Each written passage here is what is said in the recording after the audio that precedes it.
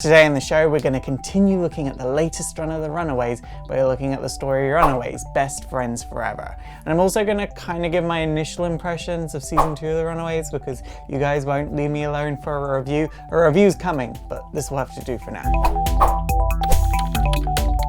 Previously on Marvel's Runaways. Chase brings Gert through time and with the help of Nico brings her back to life. However, she is the same age she was when she died. Gert decides that she wants to get the group back together but quickly finds that they've all moved on. However, after moving in with Molly, the two realize that Molly's grandmother is evil and even cloned Molly's own mother. So Nico, Chase, Carolina, Gert, Old Lace, Molly and Victor combine efforts to defeat evil Granny and reunite as the Runaways once again. So the story starts off with Nico and she's putting off going to sleep.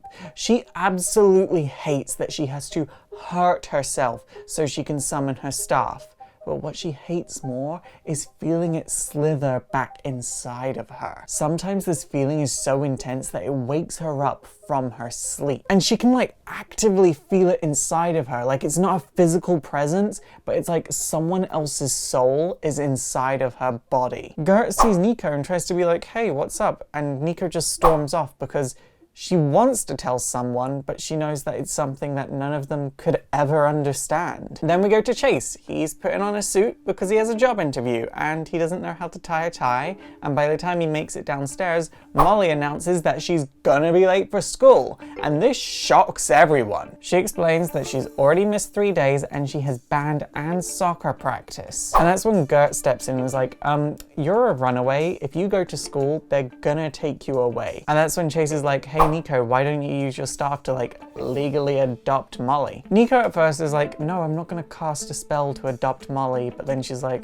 fine, I guess we will for Molly's protection. So she casts the spell, legal adoption. Nico then sits down with Carolina, who apparently slept over because she spent the entire night with Gert catching her up on everything. Like she hadn't seen Sherlock season 3 because she was dead. She didn't know Blink 182 split up because she was dead. And that was an event, her finding that out. And then Molly interrupts the two of them talking to tell Nico that it's parent-teacher conference that night, so she has to go to the school. Nico's like, I guess I should try and get a job. Problem is, Nico's only work experience is as a D-list Avenger. But when Nico says this, Victor's like, hey, you're at least C-list. I'm D-list. And I'm like, that's kind of fair. That is honestly fair. A-Force was a bum-ass team. It had a bunch of A-listers on it, so it balances Nico out to be about C-list. So Nico and Carolina go off to breakfast, and that leaves Victor and Gert home alone, and the two of them just begin to bond a bit. Meanwhile, Molly's at school and she loves school. She's super popular, she gets involved with everything, and she has the best friend in the world, Abigail. Having a friend is a big deal to Molly because as much as all the other runaways are like family to her, because they're family, they're not friends. And this is her first friend in such a long time. Meanwhile, Carolina and Nico at breakfast, we're reminded just how different these two girls are. And this applies right down to their current financial situation, where Nico has no money and is basically scraping by. Carolina's parents were actors, so by extension she inherits all of their royalties. So Carolina actually offers to help pay for the other runaways' financial situation, and Nico's like, nah, we need to fix our own stuff. And Carolina's like, fine, but I'm helping with Molly and Gert. Nico does say to Carolina, we want you to move back to the hostel. We take you back. We have loads of spare bedrooms. There's loads of space. And Carolina's just kind of like, yeah, but the thing is, it's an hour away from campus. My dorm is on campus. My roommate knows I'm an alien, and the hostel is underground, and I need sunlight for my powers to work. After this, Nico and Carolina split up, go their separate ways, and Carolina goes to drive back to college, looks down at her phone, and realizes she has 7 missed calls from Julie. Now, Julie is obviously really worried about Carolina because Carolina's technically an alien war criminal. When she disappears for 24 hours, it could be anything. But she promises Julie that she will be there to pick her up from the airport tomorrow. We then cut to Gert and Victor, and Gert is cutting Victor's hair, which makes Victor very nervous because Gert has never done this before. Eventually, Gert just pops the question, why aren't you trying to get your body back? And Victor is like, because my body was designed to hurt people. And when I'm just a head, I can't hurt people, and I don't want to hurt people. So it's better if I just stay as a head. And Gert's like, fine, I quite like my head as well, but I don't like my body. My body's just dead weight. And Victor's like, there is nothing wrong with your body, Gert. And Gert's is like, unless the world changed its opinion on fatness while I was dead, my body is just dead weight. And Victor's like, look, you need to rethink this being a head in a jar business. Because clearly Chase was in love with Gert for more than just her personality. And Gert tells Victor that he should reconsider as well. After this, Chase gets home and he's like moping around because the only job he could get was at the landfill, which wasn't exactly what he wanted. It's like nowhere near as glamorous as what he wanted. But he doesn't have a chance to really mope or feel sorry for himself for long because he and Nico have to take Molly to parent-teacher conference. Nico and Chase meet Abigail and her parents. Molly and Abigail run off to this ice cream social that's happening in the gym, and it is 100% confirmed that Nico's spell worked worldwide when Nico and Chase meets Molly's teacher. Meanwhile, in the gym, the two young girls are talking, and then Abigail makes the ominous offer that Molly and Abigail could be best friends forever. The next day, Julie is at the airport and she is so excited to see Carolina. All around her are couples being reunited after months of being apart, and she's like, yes, this will be me.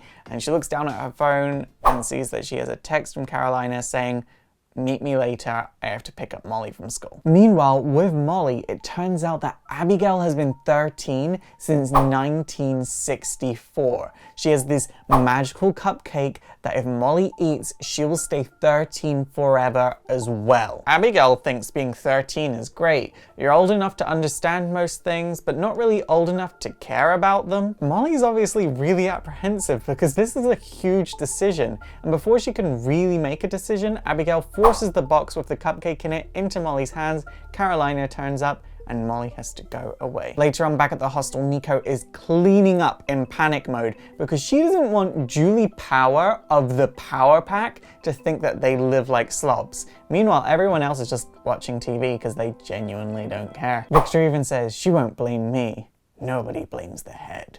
But Molly is so excited for this because she thinks the Power Pack are just the best thing ever. And Julie is her favorite member because Julie became a hero around the same age that Molly started using her powers. And when Julie and Caroline turn up, everyone is so excited to see the two of them together. Like, they're all so happy for Caroline and being in a happy, committed relationship, especially after Zabin. Of course, Gert does have something sarcastic to say, but like, everyone's genuinely happy. Molly asks Julie to sign her Power Pack poster that's in her room, so the two of them go off to Molly's room, and here Julie's just sort of reminiscing about the past, and she's like, yeah, I do miss being 13. When I was 13, right and wrong just seemed so much more simple. Everything was so much more easier, so much more carefree, like weirdly echoing Abigail's words. But that's when there's a huge bang from somewhere, and when they check the hostel security system, turns out it's Dr. Doom who wants Victor's head. Julie is like, Nico, what's our defense protocol? And everyone's kind of like super confused by that question because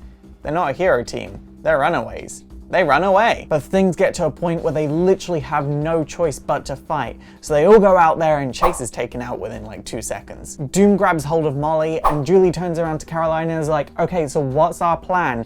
And Caroline is like, there is no plan. Nico normally just thinks of something on the fly and that normally works out for us. And Julie's like, half your team is dead. Gert helps Chase up, but then Doom attacks Chase again, but that's when Old Lace drags Chase out the way, making Gert face the attack. But then Carolina uses this as an opportunity to shine light right on Doom, distracting him, so Julie can sweep in, save Molly, and Carolina can do a full blast on Doom. But Doom is too powerful. He's able to last through this, attack Carolina, put Old Lace and Chase in a net, and then he slaps Nico.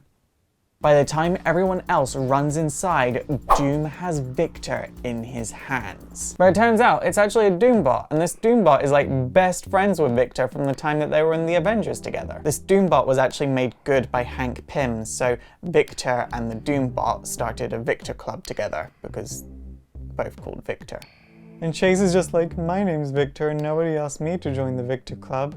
And Garrett is like, your name is Victor? And Chase says, yeah, I'm named after my dad, Chase is my middle name. The Doombot basically says that he's gonna be taking Victor away to repair him, and Chase is like, I'm the one doing the repairing. The Doombot then says, when I walked in here, he was hooked up to a Nintendo Wii, and obviously Chase isn't willing to listen at this point, so the Doombot and Chase just keep arguing about who's gonna be fixing Victor, and Victor tries stepping in and saying, I don't want to be fixed, I'm happy like this. And the two men are just like, you totally want to be fixed. Totally ignoring Victor's wishes. Then Chase takes the Doombot to go and see his plans to repair Victor, and this all just really pisses off Victor. Meanwhile, Carolina and Julie's like, so should I stay for the debriefing? And Carolina's like, what?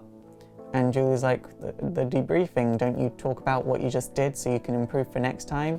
And Carolina's like, we don't really talk, we just kind of do. She just tries breaking away from this question because it was getting a bit awkward, and she's like, we just live it, it's hard to explain. And Julie turns around and is like, I bet you spoke to Zabin about this stuff. And Caroline is like, I don't want to talk about Zabin. And this just makes Julie go, so what do you want to talk about? You don't want to talk about your past, you don't want to talk about the present, so what is there to talk about? And Caroline is like, I don't want to do this, Julie. And Julie's just like, well, you know what? Sometimes it looks like you don't even want to be in a relationship at all. So back with Chase and the Doombot. The Doombot is both impressed and unimpressed with Chase's plans. The Doombot says, Chase, you're not going to be able to fix Victor because you're treating him like a machine, and he was made to be indiscernible from humans. So if you treat him like a machine, he's just gonna keep breaking down. And Chase is like, have you seen him recently? He's pretty discernible. And the Doombot just looks at Chase and is like, Chase Stein, you make me miss Reed Richards. Then Chase asks, wait, if you're a Doombot, why do you keep acting like Dr. Doom? And the Doombot is like, I am Doom! And Chase says, but you're programmed to think like him. But the Doombot just insists, I am Doom! And then Chase replies, but you also know you're a Doombot, which the Doombot confirms. And Chase is like, so does that make your component smoke? And the Doombot is like, I embrace the duality. I am Doom! Then after this, the Doombot leaves, promising Victor that he will fix his troubles.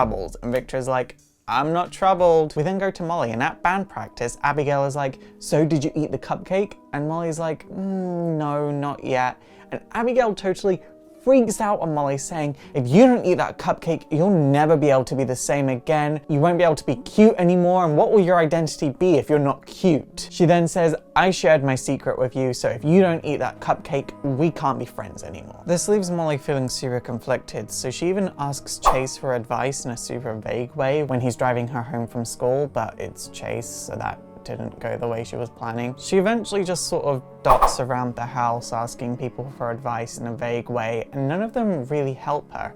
Carolina even says to her, wow, I wish I was your age where I didn't have to think about relationships and stressful things, which just sort of pushes Molly further over the edge. There's also this part where Victor's wheeling about on a Roomba and he has Molly lift and drop his sunglasses. It's a whole thing. I love it. I love Roomba Victor. Eventually, Chase and Nico come in and is like, hey, who wants to go and watch Lord of the Rings in the theater? And Carolina's like, oh, I would, but I have to meet with Julie. And Chase and Nico are just like, well, have Julie meet us there. Molly's super excited about this. She leaves the cupcake behind because this is her first ever PG-13 movie. A while later, Julie walks into the empty hostel, looks around, looks at her phone, and realizes Carolina doesn't want to talk about anything. She just keeps doing everything she can to avoid talking. And this makes Julie break down, and she sees a cupcake on the table and she's like, I'm sorry to whoever this belongs to, I'll buy you another one.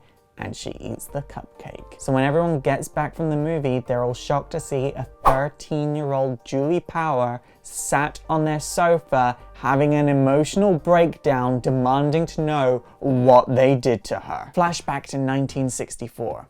The Enchantress of Asgard has recently been rejected, and she hates the Earth. She hates how short everything's life is on Earth. And that's when she comes across an innocent young 13-year-old girl.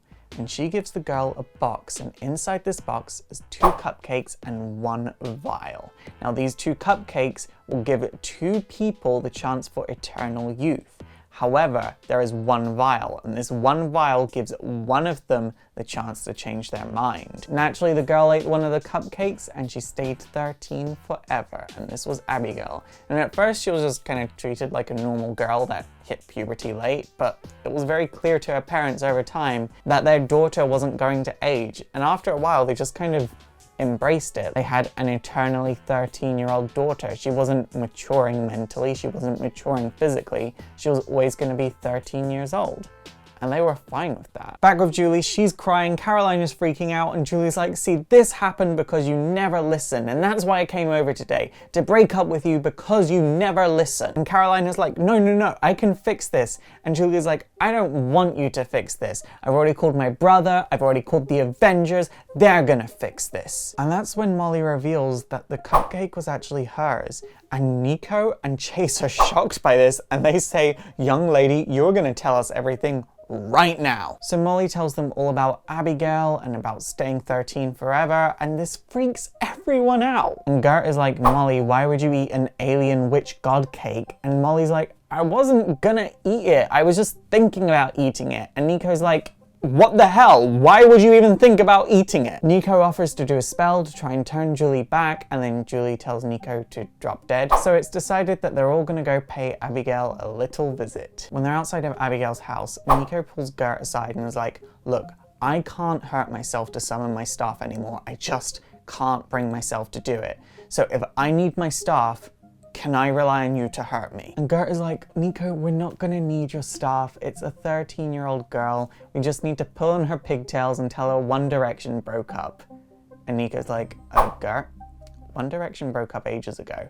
And Gert's just like, damn it. So the team basically forces their way past Abigail's parents. Molly goes upstairs, she meets up with Abigail, and just as she's about to ask Abigail if there's a cure, Julie bursts in and is like, are you the one that did this to me? This makes Abigail freak out at Molly, being like, we were supposed to be best friends forever, and now you've ruined that. And Chase bursts in and is like, look, give us the cure. We can do this the easy way or the hard way.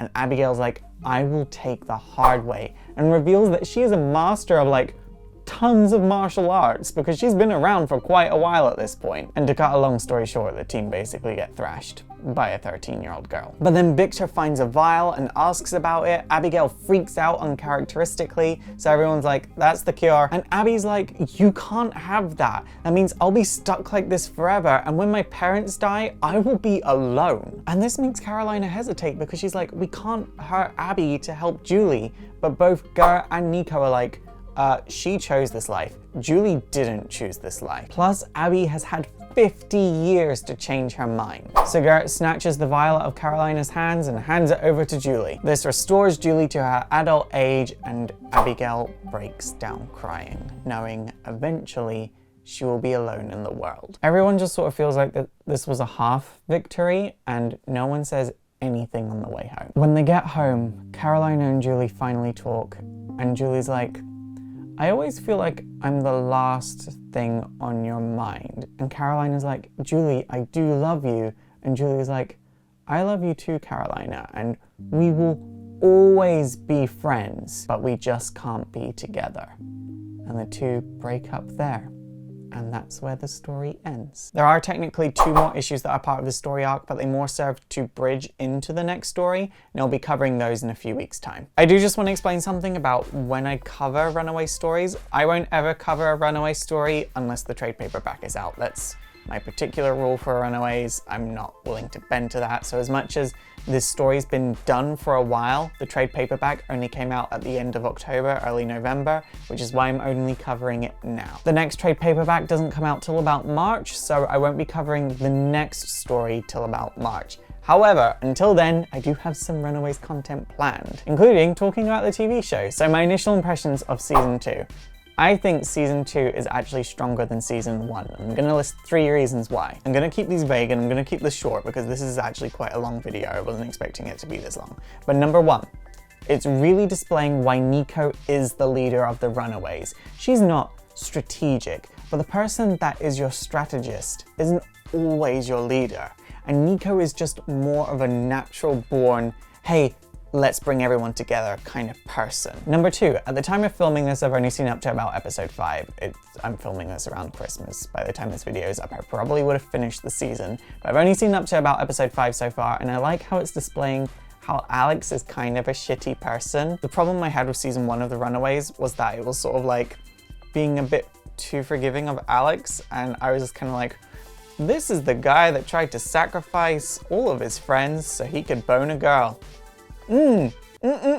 I feel uncomfortable. So I like that season 2 of The Runaways, without going into that fully sacrificing his friends territory, it is exploring how Alex's actions are a bit more morally ambiguous. And a few of my friends who have completed the season so far have told me it does go into exploring that a lot more, and you do see through Alex's emotional state that apparently in season 3 that might go even further. Number 3, I like the characterization of Chase a lot more in this season than I did in season 1. In fact, if I look back at season 1, I actually really didn't like Chase because it wasn't Chase. Like, Molly specifically isn't Molly, so I forgive all of the character differences in Molly. But Chase was just like, not Chase. Like, this wasn't my Chase. If they're adapting The Runaways, I want to see adaptations of the characters I know. And in season 1, he just wasn't written as the character I knew.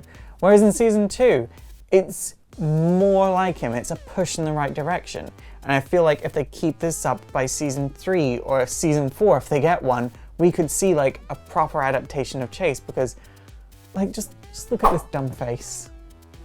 I love him. He's like a Labrador, and I'm not even a dog person. I'm like a full cat person, but like if Chase was a dog and he was a Labrador, I would adopt it. Because look at his dumb face. It's now onto something I'm not the biggest fan of. This could change depending on how the rest of the season goes, but right now I'm not the biggest fan of this, and it does sort of carry over from one of my criticisms of season 1. I wish they would embrace the source material a bit more, and this does come down to the Topher storyline. It might be past episode 5 now that I think about it. I'm roughly around episode 5. So in the comics, Topher was a vampire. He was a vampire. It was great, but it made sense because like you've got a witch, you've got time travelers, you've got dinosaurs, you've got gauntlets that shoot energy, you've got a book that can see the future. Like, you have so much in The Runaways. It's just like from so many different genres compacted into these kids. Like, why not throw a vampire into the mix? Like, it made sense. And that's what made The Runaways unique. That's what made it different. Anything that was exciting about comic books or storytelling, it could potentially be in The Runaways. And that's how things are to this day. And then in season 1, they were just like, oh no, the Staff of One, that's not magic, it's technology. It was like, just say it's magic. Why can't you just say it's magic? Doctor Strange was all magic and people loved that. Why can't you just say the staff is magic? And to be fair, in their defense for season 2, they have not brought up the staff being technology whatsoever so far. And then with the Topher storyline, it's like, why not just make him a vampire? Why you gotta do him like, oh, he's got similar powers to Molly. Like, no, just make him a vampire. Make him want to suck Molly's neck or something. What would have been so bad about that? Why not make him take the rocks and that gives him vampire-like instincts? Like, they could have done that rock thing and make him a vampire. Like, I don't understand the need to try and make everything, oh, it's science, you can't have any of your supernatural because science, everything's gotta come down to aliens because science and tech and aliens. Like, just make it weird. Just do the weird. And it doesn't even feel like a creative decision, it feels more like an executive decision when, oh, there's too many strings, people won't understand that, people need things to be dumbed down. It's like, people don't need things to be dumbed down when it's an adaptation of an already successful story. The story was successful once.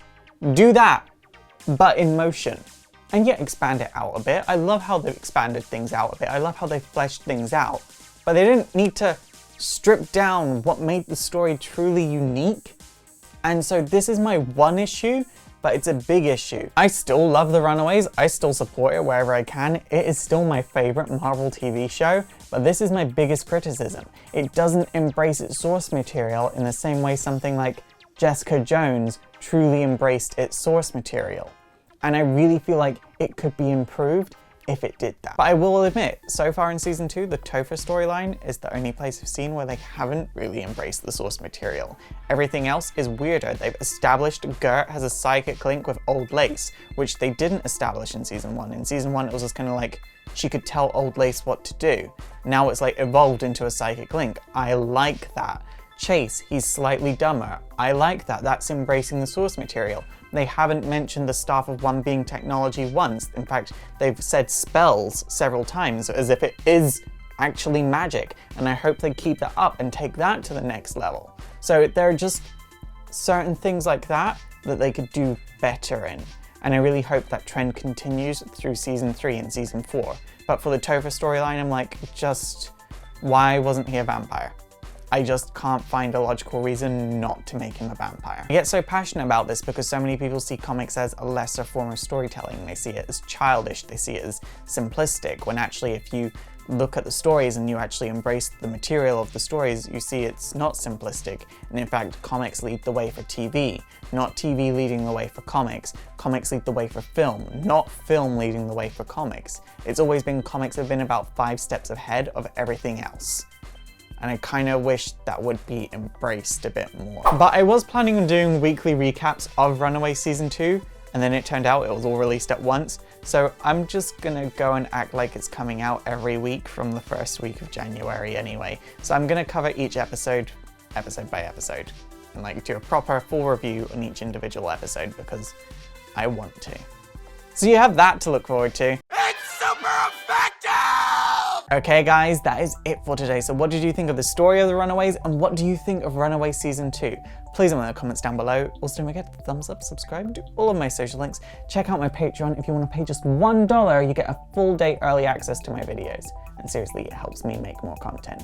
But for now, my name is Faust, this has been Exploring Comics, and it is super effective.